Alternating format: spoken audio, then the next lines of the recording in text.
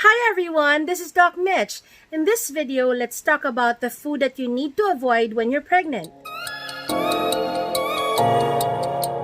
If you're pregnant, what you need to remember is now you're eating not just for yourself, but you're also eating for your baby. So it's very important that you actually make sure that your diet is full of nutrition and full of the necessary calories that you need to cope up with the needs of the pregnancy. Of course, you want to be the best friend of your pediatrician when your baby comes out. But the last thing you want is that you see your pediatrician every week because your baby is sick. So what you need to remember is that during the pregnancy, you're building the immune system of your baby. It's a make or break thing. Whatever you eat will determine how healthy your baby is. So before we go to the things that you need to avoid during the pregnancy, what do you need to take during the pregnancy? It's very important that you have a well-balanced meal. You have to have your sources of protein like your pork, your beef, your chicken, and your fish. Then you have to have your vegetables and your fruits.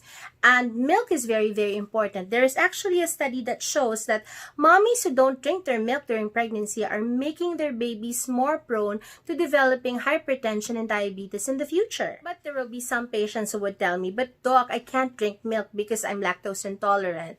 So okay, if that's the case, you can actually replace this with calcium supplements. You take this twice a day. Or if your reason why you don't like to take your milk is because you cannot tolerate the taste or the smell, then we have actually ways wherein you can actually still take your milk without really drinking it the traditional way. So how do we do this? I usually suggest to my patients to actually prepare a drink of their choice. Say for example, Milo or Swiss Miss, and then they put it in an ice cube tray, and every time they drink their milk, they can use this as their ice. So it's kind of like a frap effect. Or you can actually buy a personal shaker, and then you can actually combine your favorite fruit with your milk and ice, and then you have a smoothie, and then there you can actually tolerate your milk more. Or if again you still don't like the idea of drinking milk, then you can actually incorporate it in your meals. Example, there's one way of making a scrambled egg fluffier, and it's by adding evaporated milk. So instead of using evaporated milk, you can actually use your milk. Okay, so when you scramble your egg, you can actually add your milk and then cook it, and then when you eat your egg, you are actually eating your milk or drinking your milk without you noticing it. So now that we know what to eat, let's go to what not to eat. Number one, I advise my patient not to eat anything raw, like seafood or poorly cooked meat. Why? Because there may be bacteria present in the surface of these food items, and this actually may cause problems both for the mommy and the baby by causing infections, upset stomachs, diarrheas, and vomiting. So we don't like that. Next, I advise my patients to decrease their intake of caffeine. And where do you find caffeine? In coffee, in tea, and in soda. Okay, this has to be consumed in moderation. There are some studies that suggest that women can actually consume around 200 milligrams of caffeine daily, or pregnant women can consume 200 milligrams of caffeine daily. That is actually equal to 1 to 2 cups of coffee a day. However, I would suggest that you just remove coffee totally from your diet during pregnancy. Why? Because drinking coffee can actually increase the chances of low birth weight babies and increase the chances of preterm birth. Okay? So we don't like that. We don't want, okay, junk food.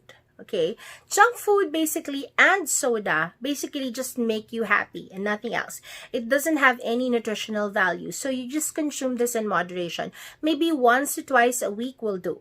Fourth, consume food rich or high in sugar in moderation. Okay, especially for those women, pregnant women who have a family history of diabetes.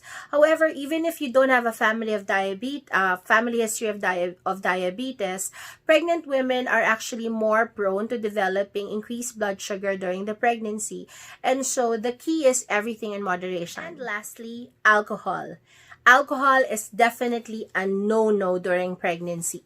Why? It actually increases the chance of miscarriage and premature labor. So we don't like that. Again, we don't like all these complications. So you might as well just shun away from alcohol. Now, pregnancy is a happy occasion. And the last thing we want is that you feel limited in your food choices. But you need to remember that being happy does not mean that you just go all the way out, no, without really considering anything.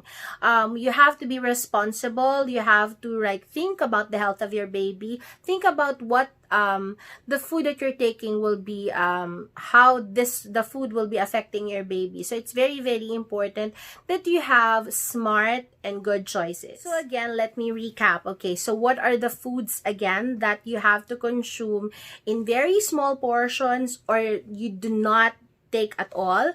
Number one is raw food like sushi. Okay, next is caffeine. Okay, what are the sources of caffeine? It's coffee, tea, and soda. So you can take this actually in moderation. If you can do without it, then the better. Okay, so the third thing that you need to avoid is junk food.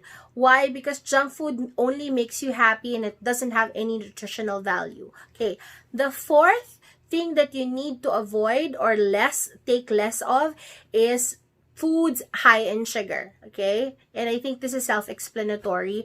And then last, of course, the fifth one is alcohol. So I hope with that you have a healthier pregnancy, and I'll talk to you again soon. Thanks for watching. Bye-bye.